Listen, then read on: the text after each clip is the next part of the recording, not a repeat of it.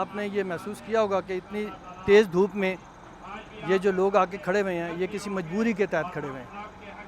ہم یہ سارے لوگ جو ہیں ان کی 7 مہینے کی تنخواہ واجب الادا ہے. وہ بیچارے سارا دن کام کرتے ہیں اور شام کو خالی ہاتھ گھر جاتے ہیں.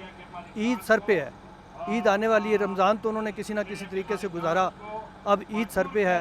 ان لوگوں نے مجبور کیا اس حکومت نے اور میڈیا مالکان نے کہ ہم سڑکوں پہ نکلیں. آپ خود سوچیں کہ جب آپ کی جیب میں پیسے نہ ہوں اور رمضان کا مہینہ ہو, آپ لوگ ایک اسلام آباد جیسے کیپٹل میں رہ رہے ہوں جہاں ہر چیز مہنگی ہو, مہنگائی بڑھ رہی ہو, اور آپ لوگوں کے بچوں کے اسکول کی فیس دینے کے لیے پیسے نہ ہوں, گراسری کے لیے پیسے نہ ہوں, افطاری کے لیے پیسے نہ ہوں, تو آپ مشکلات میں تو سمجھتا ہوں کہ یہ اس کے بعد مطلب ایک زندہ چلتی پھرتی لاشیں بنے ہوئے ہیں ورکرز, کیونکہ ان کا پیسہ تو مطلب ایک چیز ہی نہیں ہے کہ پچھلے 6-7 مہینے سے تنخواہیں نہیں ہیں, تو ایک پینی ان کے پاس نہیں ہے.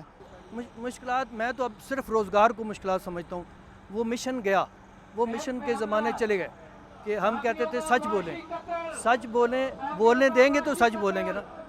تو اس لیے پہلا جو ہمارا مقصد ہے وہ غریب لوگوں کا کہ چولہے جلانا ہے.